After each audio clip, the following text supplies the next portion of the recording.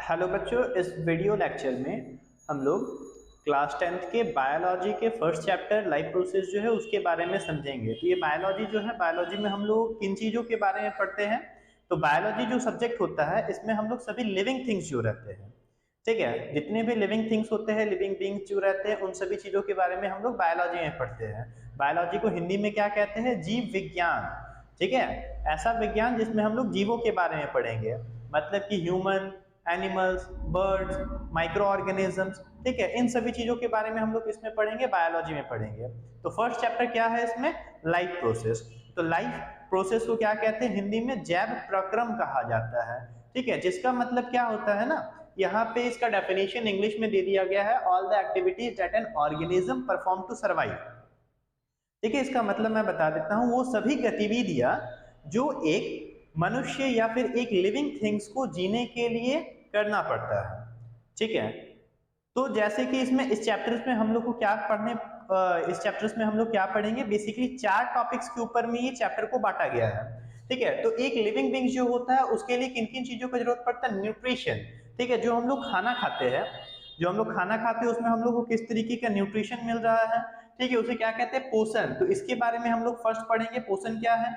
ठीक है, फिर क्या पढ़ना है हम लोग को? रेस्पिरेशन के बारे में, जिसे हिंदी में श्वसन क्रिया कहा जाता है या श्वसन प्रणाली भी कहते हैं रेस्पिरेशन में। उसके बाद फिर क्या पढ़ेंगे? ट्रांसपोर्टेशन सिस्टम में, जिसे वहन प्रणाली भी कहा जाता है।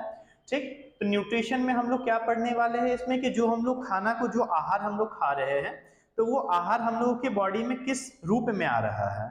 ठीक है, तो इसके बारे में पढ़ेंगे। उसके बाद में जो हम लोगों ने उस खाना को खाया वो हमारे बॉडी में आकर के फिर क्या होता है, कुछ ये सिंपलर सब्सटेंस में ये टूटता है। ठीक है, ये टूटने के बाद में फिर ये क्या होता है ना, रेस्पिरेशन, यानी कि श्वसन क्रिया से जब हम लोग सांस लेते हैं तो वो ऑक्सीजन के कांटेक्ट में आने पे वो एनर्जी को रिलीज करता है। ठीक है, तो रेस्पिरेशन में हम लोग इसे समझेंगे।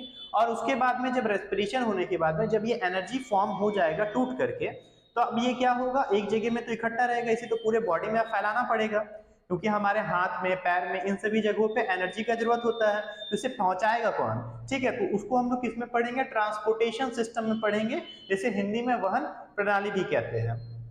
ठीक है, अब लास्ट क्या है? एक्सक्रेशन।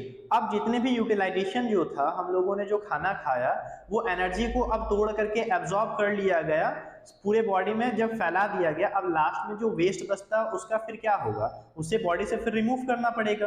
तो उसी के बारे में हम लोग पढ़ेंगे इसमें एक्सक्रेशन में, जिसे क्या कहते हैं? उत्सर्जन कहते हैं हिंदी में। ठीक है, तो ये बस 4 टॉपिक्स इस फर्स्ट चैप्टर में हम लोगों को पढ़ना है। यही 4 टॉपिक्स में ये चैप्टर जो रहेगा ये खत्म हो जाएगा। चलिए, तब हम लोग न्यूट्रिशन जो टॉपिक है उसे स्टार्ट करते हैं। न्यूट्रिशन जो है उसे हिंदी में क्या कहते हैं? पोषण। तो आप लोगों को मैंने बताया था कि पोषण कितने प्रकार के होते हैं। टोटल 5 प्रकार के पोषण हमारे खाने में पाए जाते हैं, तो उन्हीं न्यूट्रिशन के बारे में हम लोग पढ़ेंगे। ठीक है, तो सबसे पहला क्या दिया गया है? कार्बोहाइड्रेट। कार्बोहाइड्रेट को क्या कहा जाता है? एनर्जी गिविंग फूड, और उसे हिंदी में क्या कहते हैं? ऊर्जा प्रदान करने वाली खाना, जिससे हम लोग को ऊर्जा मिलती है। ठीक है, मैं आपको पढ़ा रहा हूँ या बच्चे जो खेलते हैं या कुछ भी काम करने के लिए जो हमारे बॉडी में ऊर्जा या एनर्जी जो बनता है, उसके लिए हम लोगों को कैसा खाना खाने की जरूरत पड़ता है? ऊर्जा प्रदान करने वाला खाना। ठीक है, मतलब कि कार्बोहाइड्रेट जिस फूड में पाया जाता है वैसे आहार को लेने से हमारे बॉडी में क्या होता है? एनर्जी जनरेट होता है। तो किस प्रकार के खाने से हम लोग को कार्बोहाइड्रेट हमारे बॉडी में मिलता है? तो किस टाइप्स के खाना से, जैसे कि राइस हो गया, ठीक है, चावल हो गया, गेहूं हो गया, चीनी हो गया, ब्रेड हो गया, इस टाइप्स के खाना में क्या पाया जाता है? कार्बोहाइड्रेट। ये हम लोग जब खाते हैं तो क्या होता है? हमारे शरीर में एनर्जी बनना स्टार्ट होता है, और तब जाकर के हम लोग काम करते हैं या पढ़ते हैं या कुछ भी करते हैं। ठीक है, तो एनर्जी हमारे शरीर में रहेगा तभी तो जाकर कुछ भी काम होगा। और भी बहुत सारे टाइप्स के खाना होते हैं जिसमें कार्बोहाइड्रेट पाए जाते हैं। उसके बाद फिर क्या है? फैट्स। फैट्स को क्या कहते हैं? हिंदी में वसा कहते हैं। इसका मतलब होता है चर्बी। ठीक है, लोग जो मोटे हो जाते हैं, चर्बी निकल आते हैं, ठीक है, तो वो सब पेट में जैसे क्या होता है, चर्बी निकल आता है, तो वो सब क्या होता है? फैट जनरेट हो जाता है पेट के पास में, स्टमक के पास में, बाहर जो रहता है पेट, उसमें क्या हो जाता है? चर्बी जमा हो जाता है। ठीक है, तो फैट जो होता है, फैट्स का फंक्शंस क्या होता है? फैट्स का काम क्या होता है? फैट्स का काम होता है कि वो हमारे शरीर को क्या देता है? ऊष्मा देता है, मतलब कि गर्मी देता है। ठीक है, ठंडे के दिनों में देखे होंगे कि घर में खाने के लिए कहा जाता है कि घी खाने के लिए, ठीक है। उसके बाद में तेल के सामान खाने के लिए, तो इन सभी में क्या पाया जाता है, इन सभी में फैट्स होता है, ठीक है। इन सभी में फैट्स पाया जाता है जो कि हमारे बॉडी को क्या देता है, ऊष्मा, हीट देता है। ठंडे के दिनों में बहुत फायदेमंद होता है। और क्या क्या है, बटर, चीज, ये सब हम लोग ठंडे के दिनों में खाते हैं। तो इससे क्या होता है, शरीर जो रहे वो हीट हमारे बॉडी को गर्म करते रहे, इसीलिए फैट्स ठंडे के दिनों में जरूरी होता है। उसके बाद फिर क्या है, कौन सा न्यूट्रिशन, कौन सा पोषण, प्रोटीन। तो प्रोटीन को बॉडी बिल्डिंग फूड भी कहा जाता है। प्रोटीन जो है उसे बॉडी बिल्डिंग फूड भी कहा जाता है। मतलब कि वो क्या करता है, हमारे बॉडी में जो सेल्स रहता है उसे क्या करता है, न्यूट्रिशन दिया जाता है, जो कि क्या होता है, उससे सेल्स का ग्रोथ होता है, ठीक है। तो जो बॉडी बनाते हैं, जो जिम पे जाते हैं, जो एथलीट होते हैं या बच्चे की ग्रोथ के लिए, ये प्रोटीन जो होता है बहुत ही इंपॉर्टेंट होता है। तो उस समय पे प्रोटीन के खाना, प्रोटीन वाले पोषण या प्रोटीन वाले न्यूट्रिशन को खाने से बॉडी में ग्रोथ अच्छा दिखने को मिलता है, ठीक है। तो प्रोटीन जो रहता है इस किस टाइप के खाना से मिलता है, दाल, ठीक है। दाल पीने से, या चना, या मूंगफली, मीट, एग, इन सभी में क्या होता है, प्रोटीन होता है, ठीक है। जो मीट एग नहीं खाते हैं तो वो दाल या फिर चना या तो मूंगफली, ठीक है। तो इन सभी में प्रोटीन होता है। तो ये प्रोटीन लेकर के उनके बॉडी में क्या होता है, प्रोटीन जनरेट होता है। बहुत जिम करने वाले जो होते हैं वो साग सब्जी के ऊपर में निर्भर होते हैं, मतलब कि वो क्या होते हैं, वो हर्बीवोरस होते हैं। तो हर्बीवोरस होते हैं तो वो दाल, चना और मूंगफली ये खा करके भी उनके बॉडी में प्रोटीन जनरेट होगा, जिससे कि बॉडी अच्छे से ग्रोथ करेगा, ठीक है। उसके बाद में फिर क्या है, नेक्स्ट विटामिन और मिनरल्स। विटामिन को क्या कहते हैं, प्रोटेक्टिव फूड। प्रोटेक्टिव फूड इसलिए क्योंकि ये बीमारियों से लड़ने के लिए हमारे बॉडी को सुरक्षा प्रदान करता है। और मिनरल्स क्या है, टू स्ट्रॉन्ग बोन्स। तो हड्डी जो मजबूत होता है वो किससे होता है, ये मिनरल्स को हिंदी में खनिज बोलते हैं। तो मिनरल्स जो हम लोग खाते हैं, तो मिनरल्स से हमारा हड्डी जो होता है वो क्या होता है, स्ट्रांग होता है, ठीक है। तो कैसे, किस प्रकार के खाना से हम लोगों को ये विटामिन और मिनरल्स मिलता है, तो फ्रूट्स और वेजिटेबल्स, ठीक है। फ्रूट्स और वेजिटेबल्स में विटामिन और मिनरल्स दोनों ही पाए जाते हैं। और ये विटामिन और मिनरल्स जो होते हैं ना, इसको क्या करना पड़ता है, डाइजेशन जब हम लोग पढ़ेंगे तो उसमें ये पढ़ने को मिलेगा कि जो कार्बोहाइड्रेट है, फैट जो है, ये प्रोटीन है, इसको जटिल से सरल बनाया जाता है। मतलब कि ये कॉम्प्लेक्स सब्सटेंस से इसको सिंपलर सब्सटेंस में चेंज किया जाता है डाइजेस्ट करने के समय में। पर ये विटामिन जो होता है, वाटर जो होता है, ये सब क्या होता है ना, ये सब पहले से ही इतने सरल पदार्थ में पाए जाते हैं कि इसको डायरेक्ट हमारे बॉडी एब्जॉर्ब कर लेते हैं, इसको तोड़ने का जरूरत नहीं पड़ता, उसको डाइजेशन में समझेंगे, ठीक है। और उसके बाद में यहाँ पे एक पॉइंट है, milk all types of nutrition provide. दूध जो होता है, क्योंकि इसमें तो मैंने कहीं पे मिल्क नहीं लिखा हुआ है, तो मिल्क जो है, मिल्क में सभी टाइप्स के न्यूट्रिशन मौजूद होते हैं, ठीक है। तो मिल्क में सभी टाइप के न्यूट्रिशन मौजूद होते हैं। ये कैसे कह सकते हैं, तो जो छोटा बच्चा होता है उसको देखे होंगे कि वो क्या करता है, सिर्फ और सिर्फ दूध पे ही निर्भर होता है, सिर्फ मिल्क के ऊपर में ही निर्भर होता है, उसे और कोई चीज का जरूरत नहीं पड़ता है, ठीक है। उसके मिल्क से ही उसके शरीर में क्या आता है, ताकत आता है। उसके बाद वही मिल्क से ही क्या होता है, उसके बॉडी में प्रोटीन भी जनरेट होता है, मतलब कि उसको बड़े होने में हेल्प करता है, बॉडी का ग्रोथ होता है।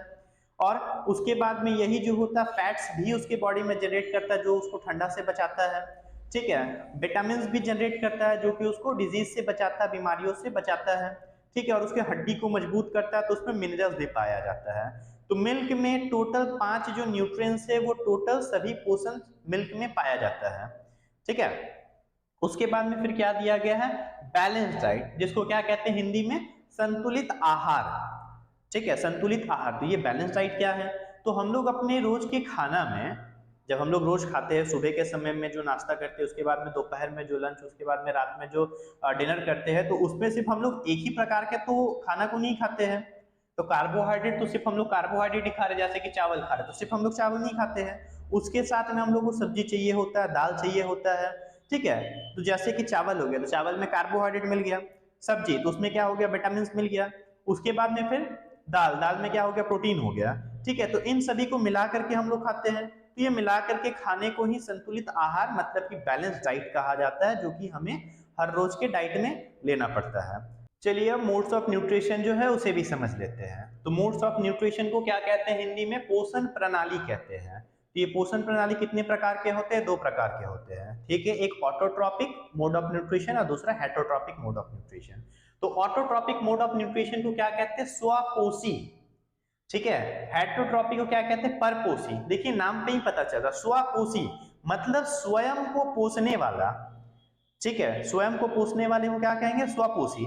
और परपोषी मतलब कि दूसरे के द्वारा पोसे जाए तो उसे क्या कहते हैं? परपोषी, ठीक है। तो स्वपोषी मतलब कि खुद का ही खाना खुद से ही बनाना, ये क्या इसको, ये किसको कहेंगे? स्वपोषी को। तो ऐसा कौन कर सकते हैं? जो स्वयं से ही अपने फूड को बना सकते हैं, तो ये सिर्फ प्लांट्स ही कर सकते हैं, ठीक है। फोटोसिंथेसिस के प्रोसेस से ये खुद से ही, जो प्लांट से वही खाना को बना सकते हैं खुद से। ये मनुष्य के द्वारा तो पॉसिबल नहीं है। मनुष्य क्या है? हेटरोट्रॉपिक मोड ऑफ न्यूट्रिशन में आएंगे। तो आप ये सोचिएगा कि अब तो घर में हम लोग का खाना रोज मम्मी हम लोग को पका करके देती है, तो हम लोग घर में बैठ करके उसे खाते हैं, ठीक है। तो अब यहाँ पे तब हम लोग हेटरोट्रॉपिक में कैसे आ गए? तो हम लोग को भी ऑटोट्रॉपिक में आना चाहिए। तो ऐसा नहीं होगा, क्योंकि जो घर पे खाना आता है वो कहाँ से आता है? प्लांट से ही आता है। प्लांट्स अगर नहीं होता तो हमारे घर में जो खाना होता, अनाज होता, वो हमारे घर पे नहीं आ पाता, हम लोग उसे पका नहीं पाते, पका नहीं पाते तो फिर खा नहीं पाते, ठीक है। तो मनुष्य क्या कर सकते हैं? खाना को पका सकते हैं, उसे बना नहीं सकते हैं। अगर आपको मैं दे देता हूँ कार्बन डाइऑक्साइड, ठीक है, आपको मैं दे देता हूँ मिट्टी, आपको दे देता हूँ पानी, ठीक है, आपको धूप में रख देता हूँ खड़ा, आपको बोलेंगे कि बना करके चावल को दिखाइए, तो क्या ये पॉसिबल है? तो नहीं पॉसिबल है ये, ठीक है। तो ये सिर्फ कौन कर सकता है? ये प्लांट्स ही कर सकते हैं। तो इसलिए वो क्या कहलाते हैं? स्वपोषी मतलब कि ऑटोट्रॉपिक, ठीक है। और मनुष्य, हम लोग जो प्लांट्स के ऊपर निर्भर है, तो हम लोग क्या कहेंगे? कहलाएंगे हेटरोट्रॉपिक, ठीक है। अब ऑटोट्रॉपिक में देख लीजिए यहाँ पे कि ऑटोट्रॉपिक जो खाना को बनाया जाता है, ये कौन से प्रोसेस से होता है? फोटोसिंथेसिस के प्रोसेस से बनाया जाता है।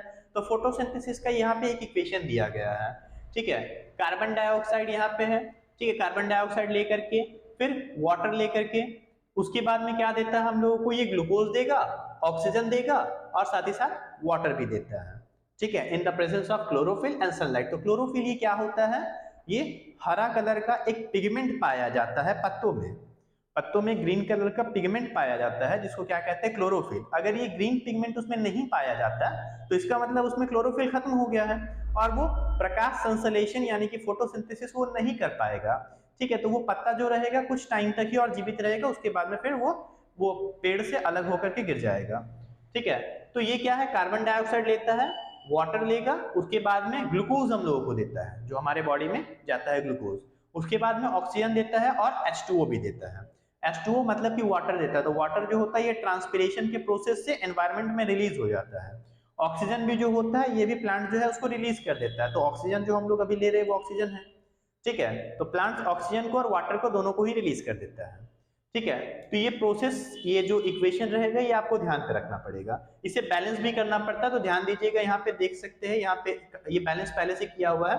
कार्बन यहाँ पे 6 है, यहाँ पर भी कार्बन 6, ठीक है। तो ये बैलेंस हो गया। उसके बाद में यहाँ पे ऑक्सीजन जो था, ऑक्सीजन अब 12 हो गया, ठीक है। तो ऑक्सीजन अब यहाँ पे ऑक्सीजन 12 हो गया और ऑक्सीजन यहाँ पे कितना है? 12 हो गया। तो टोटल ऑक्सीजन कितना हो गया? 24 है। लेफ्ट साइड में टोटल ऑक्सीजन कितना हो गया? 24। राइट साइड में कितना ऑक्सीजन है देख लेते हैं। ऑक्सीजन यहाँ पे कितना है? 6 है।